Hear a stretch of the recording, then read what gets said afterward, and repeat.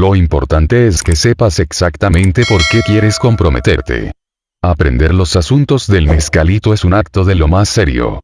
Si fueras indio, tu solo deseo sería suficiente. Muy pocos indios tienen ese deseo. Domingo, 25 de junio, 1961. Me quedé con don Juan toda la tarde del viernes. Iba a marcharme a eso de las 7 p.m. Estábamos sentados en el zaguán de su casa y yo resolví preguntarle una vez más acerca de la enseñanza. Era casi una pregunta de rutina y esperaba que él volviese a negarse. Le pregunté si había alguna forma de aceptar mi solo deseo de saber, como si yo fuera indio. Tardó un rato largo en responder. Me sentí obligado a quedarme, porque don Juan parecía estar tratando de decidir algo. Finalmente me dijo que había una forma, y procedió a delinear un problema. Señaló que yo estaba muy cansado sentado en el suelo, y que lo adecuado era hallar un sitio en el suelo donde pudiera sentarme sin fatiga. Yo tenía las rodillas contra el pecho y los brazos enlazados en torno a las pantorrillas. Cuando don Juan dijo que yo estaba cansado, advertí que me dolía la espalda y me hallaba casi exhausto. Esperé su explicación con respecto a lo de un sitio, pero don Juan no hizo ningún intento abierto de aclarar el punto. Pensé que acaso quería indicarme cambiar de posición, de modo que me levanté y fui a sentarme más cerca de él. Don Juan protestó por mi movimiento y recalcó claramente que un sitio significaba un lugar donde uno podía sentirse feliz y fuerte de manera natural. Palmeó el lugar donde se hallaba sentado y dijo que ese era su sitio, añadiendo que me había puesto una adivinanza, yo debía resolverla solo y sin más deliberación. Lo que él había planteado como un problema que ha de ser resuelto era ciertamente una adivinanza. Yo no tenía idea de cómo empezar, ni idea de lo que él tenía en mente. Varias veces pedí una pista, o al menos un indicio, sobre cómo proceder a la localización de un punto donde me sintiera feliz y fuerte. Insistí y argumenté que no tenía la menor idea de qué quería decir él en realidad, porque no me era posible concebir el problema. Él me sugirió caminar por el zaguán, hasta hallar el sitio. Me levanté y empecé a recorrer el suelo. Me sentí ridículo y fui a sentarme frente a don Juan. Él se enojó mucho conmigo y me acusó de no escuchar, diciendo que acaso no quisiera aprender. Tras un rato se calmó y me explicó que no cualquier lugar era bueno para sentarse o para estar en él, y que dentro de los confines del zaguán había un único sitio donde yo podía estar en las mejores condiciones. Mi tarea consistía en distinguirlo entre todos los demás lugares. La norma general era sentir todos los sitios posibles a mi alcance, hasta determinar sin lugar a dudas cuál era el sitio correspondiente. Arguí que, si bien el zaguán no era demasiado grande 5 por 5 metros, el número de sitios posibles era avasallador, que requeriría un tiempo muy largo para probarlos todos y que como él no especificaba el tamaño del sitio, las posibilidades podían ser infinitas. Mis argumentos resultaron fútiles. Don Juan se puso en pie y, con mucha severidad, me advirtió que resolver el problema tal vez requiriera días, pero de no resolverlo daba igual que me marchara, porque él no tendría nada que decirme. Recalcó que él sabía dónde era mi sitio, y que por tanto yo no podría mentirle. Dijo que solo en esta forma le sería posible aceptar como razón válida mi deseo de aprender los asuntos del mezcalito. Añadió que nada en este mundo era un regalo, todo cuanto hubiera que aprender debía aprenderse por el camino difícil. Dio vuelta a la casa para ir a orinar en el chaparral. De regreso entró directamente en su casa por la parte trasera. Pensé que la misión de hallar el supuesto sitio de felicidad era su propio modo de deshacerse de mí, pero me levanté y empecé a pasear de un lado a otro. El cielo estaba claro. Podía ver cuánto había en el zaguán y sus inmediaciones. Debí de caminar una hora o más, pero no ocurrió nada que revelase la ubicación del sitio. Me cansé de andar y tomé asiento. Tras unos cuantos minutos me senté en otro lugar, y luego en otro, hasta cubrir todo el piso en forma semisistemática. Deliberadamente procuraba sentir diferencias entre lugares, pero carecía de criterio para la diferenciación. Sentí que estaba perdiendo el tiempo, pero me quedé. Mi racionalización fue que había venido de lejos solo para ver a don Juan, y en realidad no tenía otra cosa que hacer. Me acosté de espaldas y puse las manos bajo la cabeza a manera de almohada. luego rodé y permanecí un rato sobre mi estómago. Repetí este proceso rodando por todo el piso. Por primera vez me pareció haber tropezado con un vago criterio. Sentía más calor acostado de espaldas. Rodé nuevamente, ahora en dirección contraria, y otra vez cubrí el largo del piso, yaciendo boca abajo en los sitios donde estuve boca arriba en mi primera gira rodante. Experimenté las mismas sensaciones de tibieza y frío según la postura, pero no diferencia entre los sitios. Entonces se me ocurrió una idea que creí brillante: el sitio de Don Juan.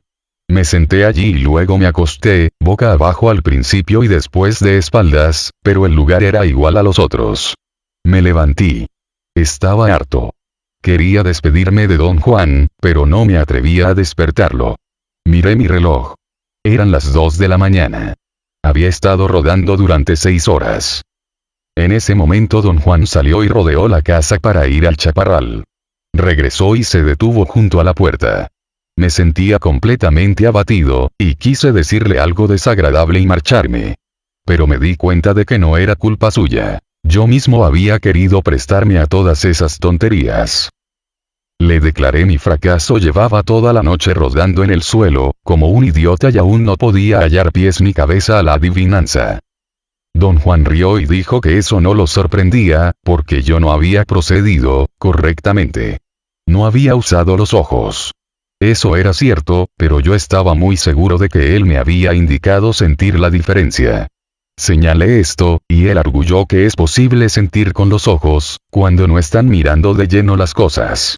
En mi propio caso, dijo, no tenía yo otro medio de resolver el problema que usar cuanto tenía mis ojos. Entró en la casa. Tuve la certeza de que me había observado. No tenía, pensé, otra forma de saber que yo no había estado usando los ojos. Empecé a rodar de nuevo, porque ese era el procedimiento más cómodo. Esta vez, sin embargo, apoyé la barbilla en las manos y miré cada detalle. Tras un intervalo cambió la oscuridad en torno mío. Mientras enfocaba el punto directamente frente a mí, toda la zona periférica de mi campo de visión adquirió una coloración brillante, un amarillo verdoso homogéneo. El efecto fue pasmoso. Mantuve los ojos fijos en el punto frente a mí y empecé a reptar de lado, boca abajo, trecho por trecho. De pronto, en un punto cercano a la mitad del piso, advertí otro cambio de color. En un sitio, a mi derecha, aún en la periferia de mi campo de visión, el amarillo verdoso se hacía intensamente púrpura. Concentré allí la atención.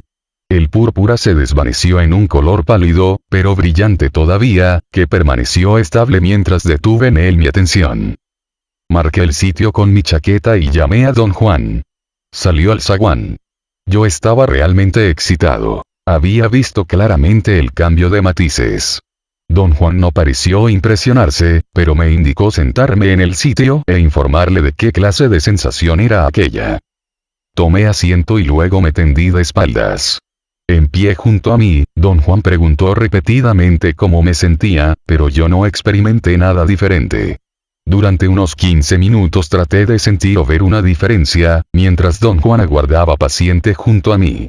Me sentí fastidiado. Tenía un sabor metálico en la boca. De un momento a otro me dolía la cabeza. Estaba a punto de vomitar.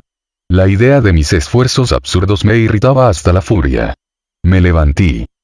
Don Juan debió notar mi profunda amargura. No rió, dijo con mucha seriedad que, si quería yo aprender, debía ser inflexible conmigo mismo. Solo una opción me estaba abierta, dijo: renunciar y marcharme, caso en el cual jamás aprendería, o resolver la adivinanza. Entró de nuevo. Yo quería irme en el acto, pero me hallaba demasiado cansado para conducir. Además, el percibir los colores había sido tan asombroso que yo no vacilaba en considerar aquello como un criterio de algún tipo, y acaso pudieran percibirse otros cambios. De cualquier modo, era demasiado tarde para irme. Me senté, estiré las piernas hacia atrás y volví a comenzar desde el principio. Durante esta ronda atravesé rápidamente cada lugar, pasando por el sitio de Don Juan, hasta el final del piso, y luego viré para cubrir el lado exterior. Al llegar al centro advertí que otro cambio de coloración estaba ocurriendo de nuevo en el borde de mi campo de visión. El color verdoso pálido percibido en toda el área se convertía, en cierto sitio a mi derecha, en un verdigris nítido. Permaneció un momento y luego se metamorfoseó súbitamente en otro matiz fijo, distinto del que yo había percibido antes. Me quité un zapato para marcar el punto, y seguí rodando hasta cubrir el suelo en todas las direcciones posibles. No hubo ningún otro cambio de coloración. Volví al punto indicado por mi zapato y lo examiné. Quedaba a 1,5 metros o poco más del sitio indicado por mi chaqueta, aproximadamente en dirección sureste. Había una piedra grande junto a él. Estuve tendido allí un buen rato, tratando de descubrir pistas, observando cada detalle, pero no sentí nada diferente. Decidí probar el otro sitio. Rápidamente giré sobre mis rodillas, y estaba a punto de acostarme en la chaqueta cuando sentí una aprensión insólita. Era más bien como la sensación física de que algo empujaba mi estómago. Me levanté de un salto, retrocediendo con el mismo impulso. El cabello de mi nuca se erizó.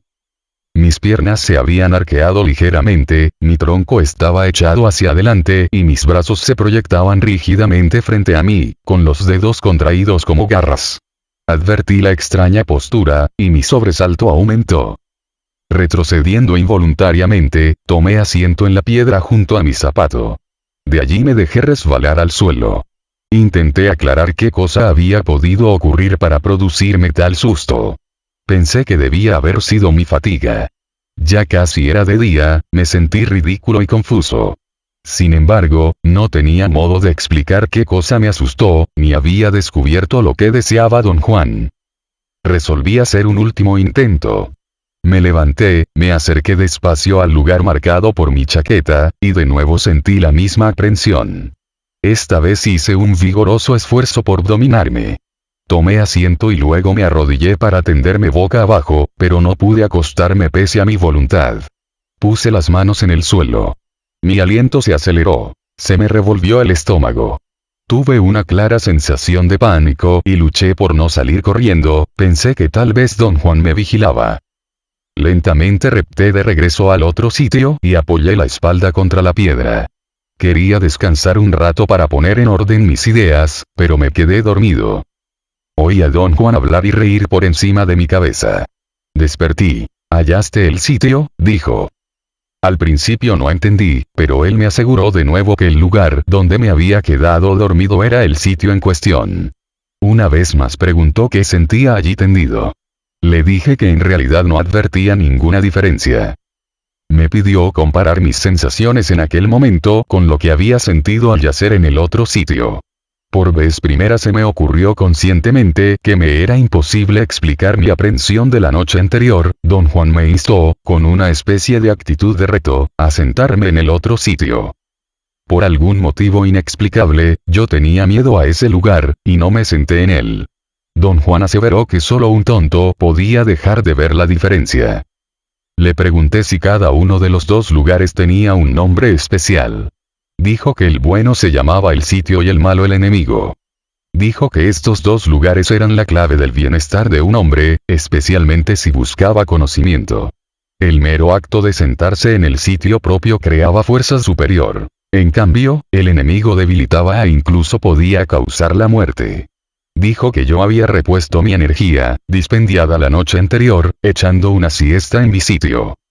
También dijo que los colores percibidos por mí en asociación con cada sitio específico tenían el mismo efecto general de dar fuerza o de reducirla. Le pregunté si existían para mí otros sitios como los dos que había hallado y cómo debería ser para localizarlos. Dijo que muchos lugares en el mundo serían comparables a esos dos, y que la mejor manera de hallarlos era determinar sus colores respectivos.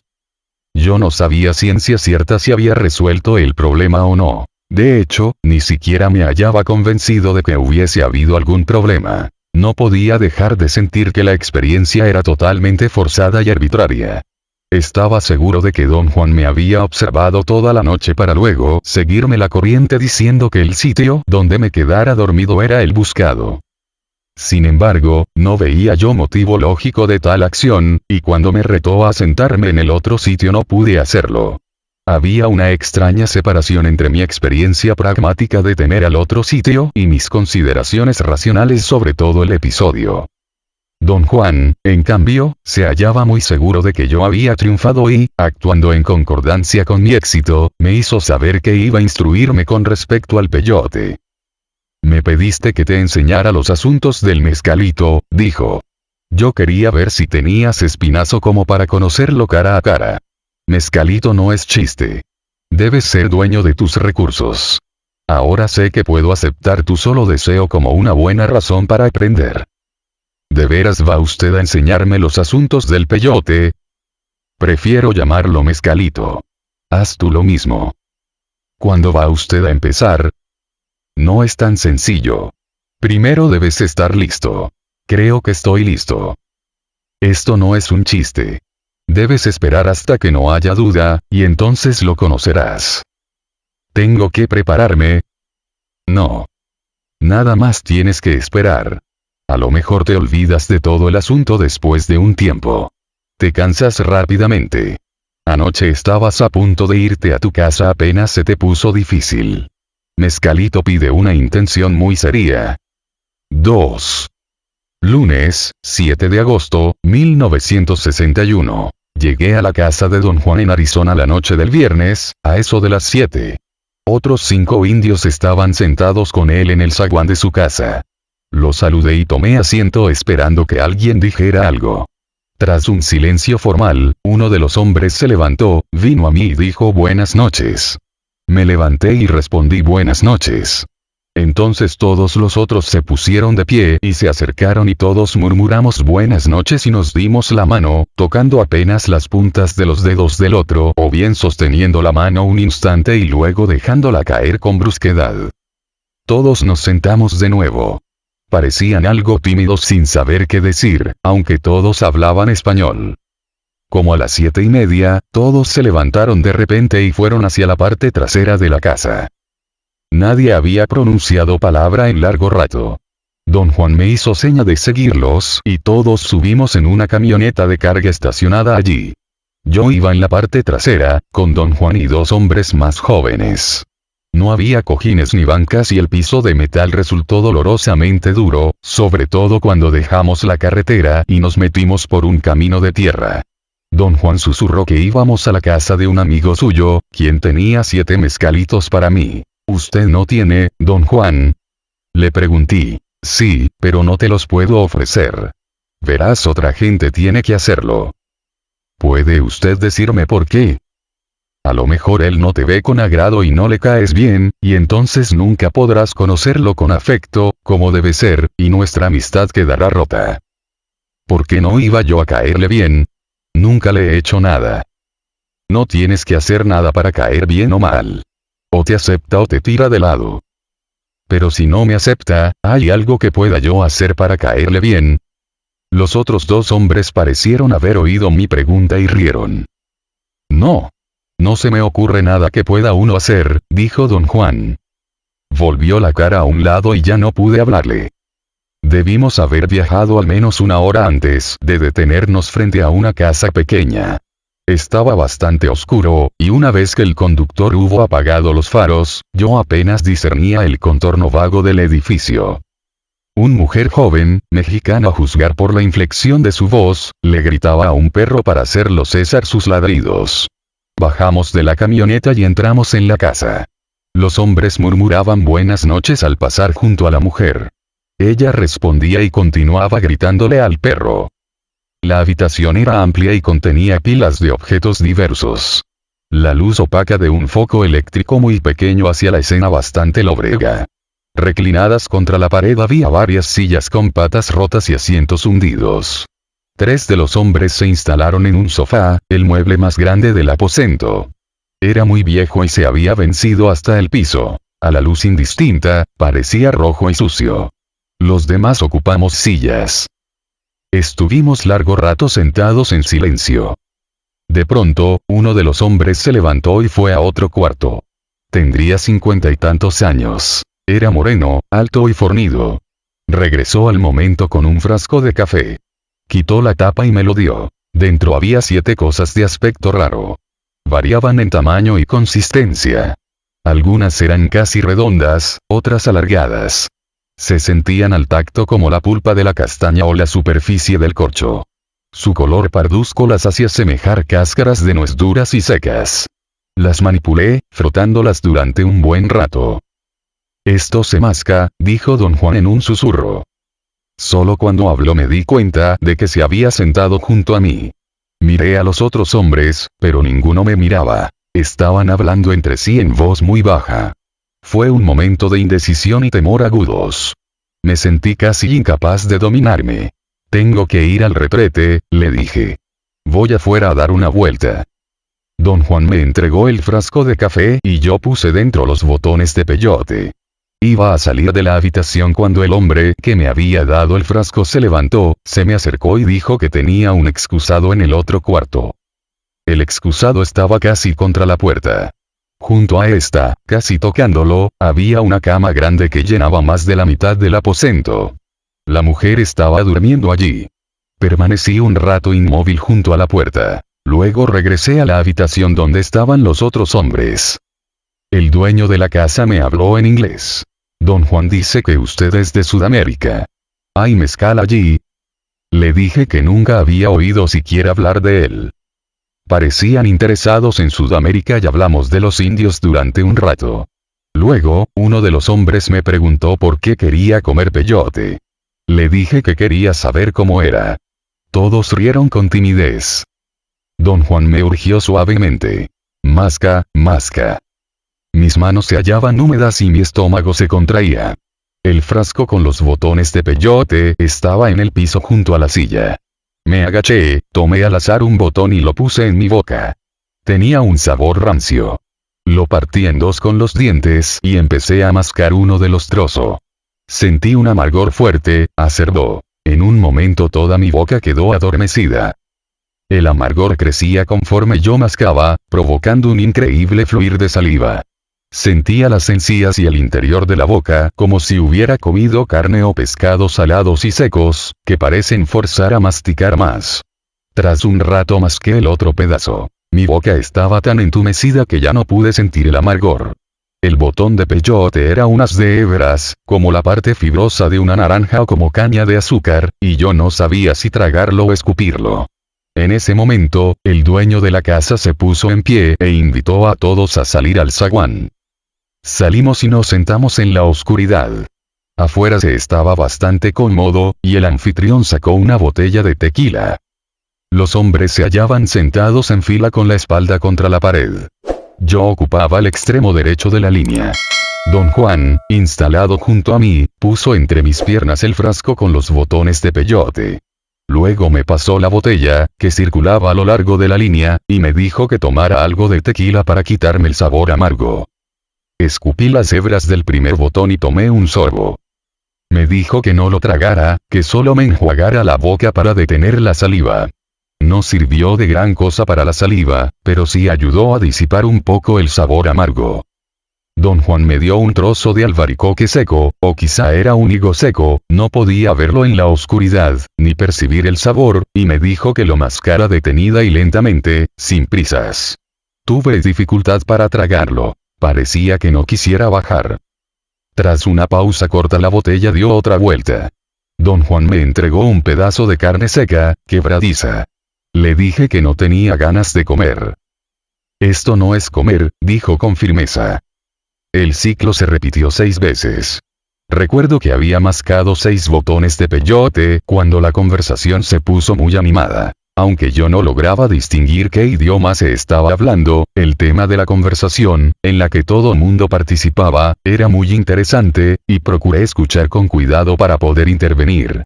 Pero al hacer el intento de hablar me di cuenta de que no podía. Las palabras se desplazaban sin objeto en mi mente. Reclinando la espalda contra la pared, escuché lo que decían los hombres. Hablaban en italiano y repetían continuamente una frase sobre la estupidez de los tiburones. El tema me pareció lógico y coherente. Yo había dicho antes a don Juan que los primeros españoles llamaron al río Colorado, en Arizona, el río de los tizones, y alguien escribió o leyó mal tizones y el río se llamó de los tiburones. Me hallaba seguro de que discutían esa anécdota, pero nunca se me ocurrió pensar que ninguno de ellos sabía italiano. Tenía un deseo muy fuerte de vomitar, pero no recuerdo el acto en sí. Pregunté si alguien me traería un vaso de agua. Experimenté una sed insoportable. Don Juan trajo una cacerola grande. La puso en el suelo junto a la pared. También trajo una taza o lata pequeña. La llenó en la cacerola y me la dio, y dijo que yo no podía beber, solo debía refrescarme la boca. El agua parecía extrañamente brillante, reluciente, como barniz espeso. Quise preguntarle de ello a don Juan, y laboriosamente traté de formular mis pensamientos en inglés, pero entonces tomé conciencia de que él no sabía inglés. Experimenté un momento muy confuso y advertí el hecho de que, aun habiendo en mi mente un pensamiento muy claro, no podía hablar. Quería comentar la extraña apariencia del agua, pero lo que sobrevino no fue habla. Fue sentir que mis pensamientos no dichos salían de mi boca en una especie de forma líquida. Era la sensación de vomitar sin esfuerzo, sin contracciones del diafragma. Era un fluir agradable de palabras líquidas. Bebí. Y la impresión de que estaba vomitando desapareció. Para entonces todos los ruidos se habían desvanecido y hallé que me costaba trabajo enfocar las cosas. Busqué a don Juan y al volver la cabeza noté que mi campo de visión se había reducido a una zona circular frente a mis ojos. Esta sensación no me atemorizaba ni me inquietaba. Al contrario, era una novedad. Me era posible barrer literalmente el terreno enfocando un sitio y luego moviendo despacio la cabeza en cualquier dirección. Al salir al zaguán había advertido que todo estaba oscuro, excepto el brillo distante de las luces de la ciudad. Pero dentro del área circular de mi visión todo era claro. Olvidé mi interés en don Juan y los otros hombres, y me entregué por entero a explorar el terreno con un enfoque absolutamente preciso. Vi la juntura de la pared y el piso del zaguán. Lentamente volví la cabeza a la derecha, siguiendo el muro, y vi a don Juan sentado contra él. Moví la cabeza a la izquierda para enfocar el agua. Hallé el fondo de la cacerola. Alcé ligeramente la cabeza y vi acercarse un perro negro de tamaño mediano. Lo vi venir hacia el agua. El perro empezó a beber. Alcé la mano para apartarlo de mi agua. Enfoqué en él mi visión concentrada para llevar a cabo el movimiento de empujarlo, y de pronto lo vi transparentarse. El agua era un líquido reluciente, viscoso. La vi bajar por la garganta del perro al interior de su cuerpo. La vi correr pareja a todo lo largo del animal y luego brotar por cada uno de los pelos. Vi el fluido iridiscente viajar a lo largo de cada pelo individual y proyectarse más allá de la pelambre para formar una melena larga, blanca, sedosa. En ese momento tuve la sensación de unas convulsiones intensas, y en cosa de instantes un túnel se formó a mi alrededor, muy bajo y estrecho, duro y extrañamente frío. Parecía al tacto una pared de papel aluminio sólido. Me encontré sentado en el piso del túnel. Traté de levantarme, pero me golpeé la cabeza en el techo de metal, y el túnel se comprimió hasta empezar a sofocarme. Recuerdo haber tenido que reptar hacia una especie de punto redondo donde terminaba el túnel. Cuando por fin llegué, si es que llegué, me había olvidado por completo del perro, de don Juan y de mí mismo. Me hallaba exhausto. Mis ropas estaban empapadas en un líquido frío, pegajoso. Rodé en una y en otra dirección, tratando de encontrar una postura en la cual descansar, una postura en que mi corazón no golpeara tan fuerte. En una de esas vueltas vi de nuevo al perro. Los recuerdos regresaron en el acto, y de improviso todo estuvo claro en mi mente. Me volví en busca de don Juan, pero no pude distinguir nada ni a nadie. Todo cuanto podía ver era al perro, que se volvía iridiscente. Una luz intensa irradiaba de su cuerpo. Vi otra vez el flujo del agua atravesarlo, encenderlo como una hoguera. Me llegué al agua, hundí el rostro en la cacerola y bebí con él. Tenía yo las manos en el suelo frente a mí, y al beber veía el fluido correr por mis venas, produciendo matices de rojo y amarillo y verde. Bebí más y más. Bebí hasta hallarme todo en llamas. Resplandecía de pies a cabeza. Bebí hasta que el fluido salió de mi cuerpo a través de cada poro y se proyectó al exterior en fibras como de seda, y también yo adquirí una melena larga, lustrosa, iridiscente. Miré al perro y su melena era como la mía. Una felicidad suprema llenó mi cuerpo, y corrimos juntos hacia una especie de tibieza amarilla procedente de algún lugar indefinido. Y allí jugamos. Jugamos y forcejeamos hasta que yo supe sus deseos y él supo los míos. Nos turnábamos para manipularnos mutuamente, al estilo de una